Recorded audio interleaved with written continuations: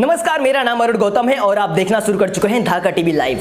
आज की वीडियो शुरू करने से पहले मैं आप सभी से एक छोटी सी अपील करना चाहूंगा। अगर आप किसी पार्टी के अंधभक्त हैं तो हमारी इस वीडियो को ना देखें। अगर आप ये सोच रहे होंगे कि मैं किसी पार्टी का सपोर्टर हूं तो ये वहम भी अपने दिमाग से निकाल कर देखें। आज हम बात करने वाले हैं बीएसपी की, यानी बहुजन समाज पार्टी। बहुत सारे लोगों के दिल में एक मरोड़ सी हो रही है, एक टीस उठ रही है कि बहुजन समाज पार्टी में ब्राह्मणों का वर्चस्व बढ़ गया है, ब्राह्मणों ने कब्जा कर लिया है। अगर आपके भी मन में ऐसा वहम है कि बसपा में ब्राह्मणों का वर्चस्व बढ़ गया है, अब बसपा मिशन से भटक गई है, बसपा अपने महापुरुषों की विचारधारा को छोड़ दिया है, तो आइए शुरू करते हैं और आपके इस वहम को दूर करने की कोशिश करते हैं इस वीडियो में। सबसे पहला सवाल उठता है हमारे समाज के लोगों से कि बहन जी बना बनाया खा रही हैं। बहन जी ने कांसीराम जी के जो संघर्ष किया था उसी का परिणाम है, बहन जी बना बनाया खा रही है। बहन जी ने संघर्ष किया ही क्या है, उनको तो बना बनाया मिल गया है। खास तौर पे हमारे चंद्रशेखर भाई ऐसा बोलते हैं कि बहन जी को बना बनाया मिल गया है, वो क्या समाज के बारे में सोच सकती हैं। लेकिन मैं ऐसे अंधभक्तों से बता देना चाहता हूं कि बहन जी ने बना बनाया नहीं खाया है। आपको पता ही होगा कि कांसीराम जी बामसेफ और बहुजन समाजवादी पार्टी बनाने से पहले महाराष्ट्र में बहुजन मूवमेंट में काम करते थे, तब बहन जी उनके साथ नहीं जुड़ी थी। लेकिन जब उन्होंने बामसेफ की स्थापना की, बहुजन समाजवादी पार्टी की स्थापना की, तब इन दोनों वक्त बहन जी मौजूद थी। यानी शुरू से जब बामसेफ की स्थापना हुई तब भी बहन जी मौजूद थी, जब बीएसपी की स्थापना हुई तब भी बहन जी मौजूद थी। तो आप कैसे कह सकते हैं कि बहन जी बना बनाया खा रही हैं? गलत, बिल्कुल ये गलत है, क्योंकि बहन जी शुरू से साथ में, तो ये नहीं कह सकते कि बहन जी बना बनाया खा रही हैं, बल्कि बहन जी भी कांसीराम जी के संघर्ष से पहले दिन से उनके साथ हैं। जब से बामसेफ और बीएसपी की स्थापना हुई उस दिन से बहन जी कांसीराम के साथ हैं। तो ये बात कहना बिल्कुल ही गलत है कि बहन जी बना बनाया खा रही हैं। कुछ लोगों का ये भी मानना होता है कि बहन जी ब्राह्मणों को राज्यसभा भेज देती हैं। अरे भाई क्या करें, मजबूरी है भेजना। अगर हमारे दलित समाज के लोगों को राज्यसभा भेजा जाए तो वो क्या करेंगे? देखिए, मैं आपको एक वीडियो दिखाता हूं पहले। जो करती है कांग्रेस और विरोधी दलों पर वार, वो है मोदी सरकार। जो करती है कांग्रेस और विरोधी दलों पर वार, वो है मोदी सरकार। मोदी जी के लिए 224 में खुल जाएगा सत्ता का द्वार। कांग्रेस और विरोधी दल वाले रोज बोल रहे हाय हाय, लेकिन नरेंद्र मोदी जी दे रहे सबको सामाजिक न्याय। 2024 में जनता करेगी आपको बाय बाय। 2024 में जनता करेगी आपको बाय बाय, फिर हम करेंगे कांग्रेस का हाय हाय।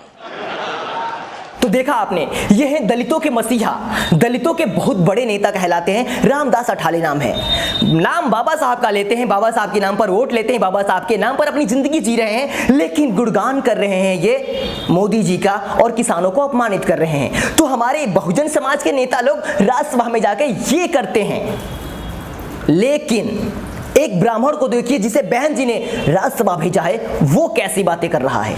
की भी नौकरियां सरकारी नौकरियों से हटा करके सीधे सीधे संविदा पे देने का काम किया गया है, जो कि निजीकरण के तहत होता है। इसमें कौन सा ओबीसी आरक्षण लागू होगा, मैं आपके माध्यम से सरकार से पूछना चाहता हूं। 97% नौकरियां प्राइवेट सेक्टर में हैं, 3% नौकरियां सरकार के पास हैं। इन 30% नौकरियों को भी आप घटा करके सीधे सीधे निजीकरण करके उनको आप संविदा पे देने का काम कर रहे हैं, और ढिंडोरा पीट करके संविधान में संशोधन ला करके आप जनता को एक बार पुनः गुमराह करने का काम कर रहे हो। ये प्रयास कर रहे हैं कि जनता फिर से आपके झांसे में आ जाए, और चाहे उत्तर प्रदेश का चुनाव हो या किसी और प्रदेश प्रांत में चुनाव हो रहा हो, वहां पे आप फिर से इनको कंफ्यूजन में ला करके इनके वोट को लेने का प्रयास करने का काम करते हैं। लेकिन मान्यवर, आपके माध्यम से मैं इस देश को जरूर बताना चाहूंगा कि सिर्फ और सिर्फ ये सरकार सिर्फ गुमराह करने का काम करती है। ये किसी भी वर्ग के साथ और किसी भी समाज में समता मूलक समाज की स्थापना करने के पक्षधर ये बिल्कुल भी नहीं है। ये अगर चाहते हैं तो सिर्फ और सिर्फ विभाजन की राजनीति करना चाहते हैं मान्यवर, और ये अत्यंत ही दुखदायक है और बहुत ही चिंताजनक है। मैं यहां पे ये भी कहना चाहूंगा कि एक तरफ ये कहते हैं कि इन्होंने आर्थिक रूप से पिछड़े श्रवण समाज के लोगों को भी आरक्षण देने का काम किया है। मैं पूछना चाहता हूं कि आप एक तरफ ये ढिंडोरा तो जरूर पीट देते हैं, लेकिन आरक्षण को लेकर के जहां पे नौकरियां कम हो रही हैं, वहां पे जिन लोगों को नौकरियां मिलनी चाहिए, जब वहां पे नौकरियां कम होती चली जाएंगी तो इन लोगों को आरक्षण कहां से मिलेगा? सिर्फ ये एक दिखावा होता है, एक छलावा होता है, ताकि कहीं ना कहीं लोगों के सामने एक झुंझुना बजा करके उनका वोट लेने का काम किया जाए। तो देखा आपने, ये है रितेश पांडे जो हमारे अधिकारों की बात कर रहे हैं, लेकिन वहीं पर रामदास अठावले जो हमारे बहुजन समाज का नेता है, जो रात दिन बाबा साहब का नाम लेता है, वो राज्यसभा में जाके मोदी की तारीफ कर रहा है और किसानों को अपमानित कर रहा है। भोसड़ी वाले, तुम लोगों को वहां पे जो करने के लिए भेजा गया है क्या? कॉमेडी करने के लिए भेजा गया, कविताएं सुनाने के लिए भेजा गया है? मतलब कुछ भी यार। कपिल शर्मा के शो में जाया करो यार, तुम लोग राज्यसभा में बैठने लायक नहीं हो। तो अभी तक आप समझ गए होंगे कि बहन जी क्यों ऐसे लोगों का भरोसा नहीं करती हैं। कांसीराम जी ने भी कहा था कि हमारी दुश्मनी ब्राह्मण से नहीं बल्कि ब्राह्मणवाद से है। हमारी लड़ाई विचारों की है, जिसके विचार बदल गए वो हमारा है, जिसका विचार हमसे विपरीत है वो हमारे घर में पैदा क्यों ना हुआ वो हमारा नहीं हो सकता है।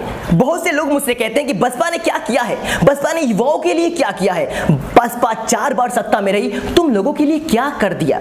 मैं उन सभी से बता देना चाहता हूं कि मैं उत्तर प्रदेश का रहने वाला हूं, यूपी का, और 4 बार फक्र से कहने का अधिकार बहन जी ने दिया है कि 4 बार हम यूपी में बहुजनों की सरकार बना चुके हैं। ये बात गर्व से कहने का अधिकार भी बहन जी ने दिया है। और एक बात बताओ, चर्च समारोह को लेकर बहन जी को प्रधानमंत्री बना सकते हो? कभी कभी नहीं बना सकते यार। अनपढ़ों की तरह क्यों सोचते हो यार? एक प्रधानमंत्री बनाने के लिए सभी जाति सभी धर्मों का साथ चाहिए। अगर बहन जी सर्वजन हिताय की बात करते तो इसमें गलत ही क्या है?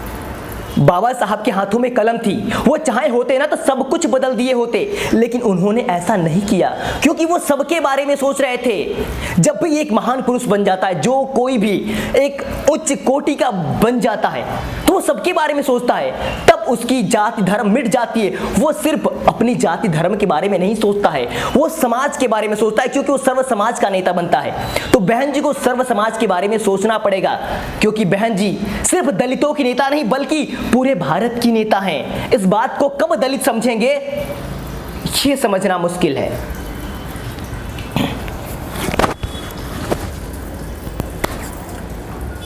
तो बस आज के लिए इतना ही काफी है। फिर मिलेंगे आपसे अगली वीडियो में। हमारी बातों से अगर आपके दिल को कष्ट पहुंचा हो तो हमें माफ करना। अगर आपके मन में हमारे प्रति कोई राय या विचार हो तो कमेंट बॉक्स में हमें जरूर बताना। मैं आपके सारे कमेंट पढ़ता हूं। फिर मिलेंगे आपसे अगली वीडियो में। अगर आपने धाकड़ टीवी लाइव को सब्सक्राइब ना किया हो तो सब्सक्राइब भी कर देना, और धाकड़ टीवी को और भी धाकड़ बनाना चाहते हो तो हमें आर्थिक मदद कर सकते हैं।